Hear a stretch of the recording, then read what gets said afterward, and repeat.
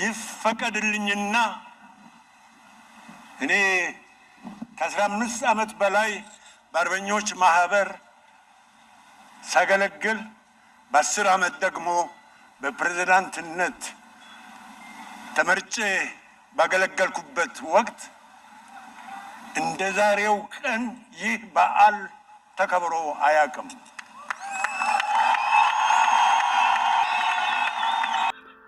በየዓመቱ እንደማደርገው ሁሉ ማልጄ በቦታው በመገኘት መርሃ ግብሩን እየተከታተልኩ ነው። 85ኛው የጀግኖች አርበኞች የድል በዓል ለዚሁ ታላቅ ድል ተብሎ በተሰራው የመታሰቢያ ሐውልት ስር የአበባ ጉንጉን በማስቀመጥ የድል ዝክሩን በማውሳትና ለትውልዱ ያትንኩኝ ባይነትን ስንቅ በማቀበል ጀምሮ በሌላ አዲስ ምዕራፍ ዕለቱ ፈርቀደደ። ይኸውም ለሀገራቸው ክብር ለትውልዱ ተምሳሌት ሆነው በኪነ ጥበቡ ዘርፍ የጎላ አሻራቸውን ላኖሩ የሀገራችን አርቲስቶች የመታሰቢያ ሐውልት ቆሞላቸው ይኸው በይፋ ተመርቆ ለትውልዱ መተላለፉ ነው። የሙዚቃ ጠበብቶቹ ክቡር ዶክተር ጥላሁን ገሰሰ፣ ክቡር ዶክተር መሐመድ አሊ ቢራ፣ የትዝታው ንጉሥ፣ የሰላሙ ሙዚቃ አቀንቃኝ ጋሽ መሐሙድ አህመድ በጥበብ ሥራዎቹ ሕዝብን ለነጻነት በአንድ ልብ ያሰባሰበው ወጣቱ ሃጫሉ ሁንዴሳ፣ ወደ ስነ ጽሑፉ ዘርፍ ስንመጣ ደግሞ በሳልና ለዛቸው ከውስጣችን በማይጠፋና የኢትዮጵያን ልጆች የታሪክ ስር ከስር ጀምሮ በማጥናት ትስስራችንን በአማረ ስነ ጽሑፍና ስነ ግጥም ሥራዎቹ በልባችን ያነገሰው ሎሬት ጸጋዬ ገብረ መድኅን አዲስ ዘመን ጋዜጣን ጨምሮ በበርካታ የህትመት ሚዲያዎች የተባ ብዕሩን ያስመሰከረው ጋሽ ስብሐት ገብረ እግዚአብሔር የመታሰቢያ ሐውልት ከቆመላቸው ውስጥ ይገኙበታል። በመርሃ ግብሩ ላይ ንግግር ያደረጉት የአዲስ አበባ ከተማ አስተዳደር ከንቲባ ክብርት አዳነች አቤቤ ሀገር በልማት ሥራዎችና በሉዓላዊ ድንበርን ማስከበር ብቻ ሳይሆን በሕዝብ የጋራ ትውስታና የጥበብ ውጤቶች ነው ያሉት አውዱን በአግባቡ የሚገልጽ ንግግር ነው። ሀገር በልማት ሥራዎች፣ በድንበር፣ በሰንደቅ ዓላማ፣ በሕግ ብቻ አትገነባም። ሀገር የምትገነባው በሕዝብ የጋራ ትውስታ፣ በጋራ ስሜትና በታላላቅ የጥበብ ውጤቶች ጭምር ነው። ዛሬ እዚህ የተሰበሰብነው ሀገራችን ኢትዮጵያ ጠቢባን ልጆቿን የምትሰጠውን የላቀ ክብር ልንመሰክር ልናሳይም ነው። ሀገር ለጠቢባን ሕያው ስራዎች ምስክር ሐውልት ታቆማለች የሚለው አባባል እነሆ በተግባር ማለት ችለናል።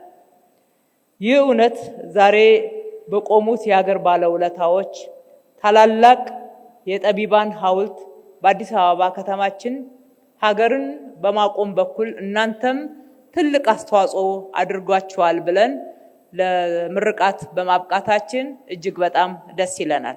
ይህ በተለያዩ የሙያ ዘርፎች ለሀገር የጎላ ድርሻ ያበረከቱ ዜጎችን በስማቸው ጎዳና መሰየም፣ የመታሰቢያ ሐውልት ማቆምና ላበረከቱት ወደር የለሽ አስተዋጽኦ ዕውቅና መስጠት በአንድ በኩል ሀገር የልጆቿን ውለታ የምታልቅበትና ለአበርክቷቸው ደግሞ አመሰግናለሁ የምትልበት ሲሆን፣ በሌላ በኩል ግን በትውልዱ ልብ ላይ ተምሳሌታዊነታቸውን አትሞ የበለጠ በመስራት የራሳቸውን ትውልድ አሻራ ለማሳረፍ የሚነሳሱበትን ስንቅ የሚያስይዝ ነው።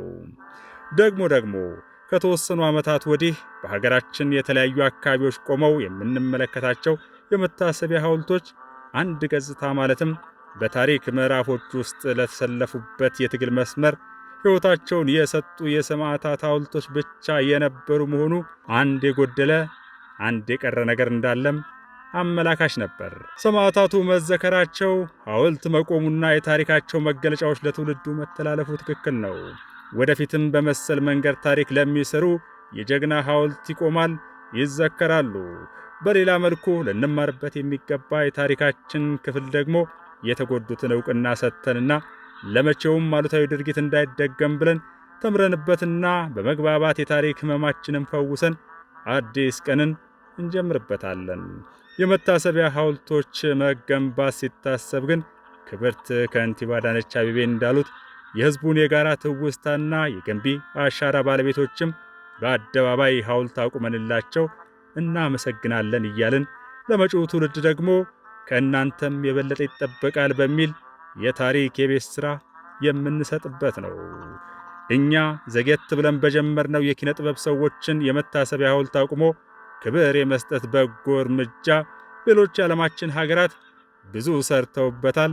ዜጎቻቸውን በበጎ እሳቤ ከመቅረጽና ከማስተሳሰር በላቀም የሀገር ውስጥና የውጭ ሀገራትን የቱሪዝም ማህበረሰብ በመሳብ ጣምራ ጠቀሜታ አግኝተውበታል። ጉግል የተሰኘውና የዓለምን መረጃ በማደራጀት ለሁሉም ሰው ተደራሽ የሚያደርገው የአሜሪካዊ ቴክኖሎጂ ኩባንያ በአፍሪካ ውስጥ ለኪነ ጥበብ ባለሙያዎቻቸው የመታሰቢያ ሐውልት ስላቆሙ ሀገራት መረጃ ሲጠየቅ ሴኔጋል፣ ኬንያ፣ አንጎላ፣ ቤኒንና ዚምባብዌን ይጠቁም ነበር።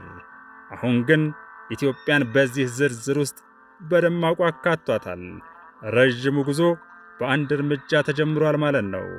ከኪነ ጥበቡ የዓለማችን ዕውቅ አርቲስቶች ተጠቃሽ የመታሰቢያ ሐውልት የተሰራላቸው የተወሰኑትን ብንመለከት የክላሲካል ሙዚቃ አቀናባሪዎች ንጉሥ የተሰኘው ሉድቪግ ቫን ቤትሆቨን፣ የሮክ ኤንድ ሮል ሙዚቃ አቀንቃኙ ማይክል ጃክሰን፣ ጆን ሎርድ፣ ፍሬዲ ሜርኩሪ፣ ጃኒስ ጃፕሊን፣ ጂም ሞሪስ፣ ቱፓክ አማሩ ሻኩር እንዲሁም ተወዳጅ የፊልም ሥራ በታሪኳ ዙሪያ የተሰራላትን ሴሌና ኩዊንታኒና ፔሬዝ ይገኙበታል።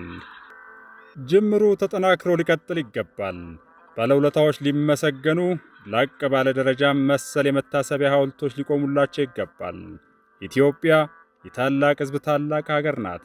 በየሙያ ዘርፉ ከእኔ ይልቅ ሀገሬ፣ ከዛሬ ይልቅ ነገ ብለው ብርቱ ተጋድሎችን የፈጸሙ ጉልህ አሻራዎችን ያሳረፉ ብዙ እጅግ ብዙ አሉ።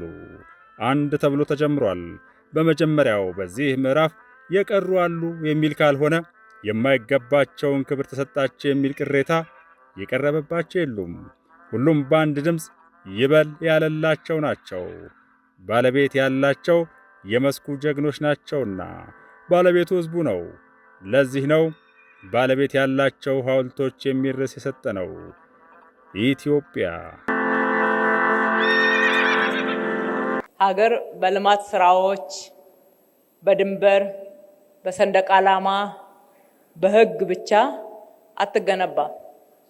ሀገር የምትገነባው በሕዝብ የጋራ ትውስታ፣ በጋራ ስሜትና በታላላቅ የጥበብ ውጤቶች ጭምር ነው።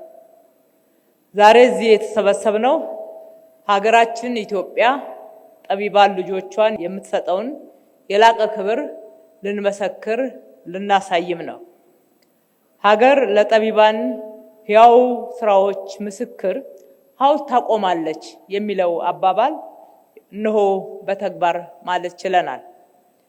ይህ እውነት ዛሬ በቆሙት የሀገር ባለውለታዎች ታላላቅ የጠቢባን ሐውልት በአዲስ አበባ ከተማችን ሀገርን በማቆም በኩል እናንተም ትልቅ አስተዋጽኦ አድርጓችኋል ብለን ለምርቃት በማብቃታችን እጅግ በጣም ደስ ይለናል።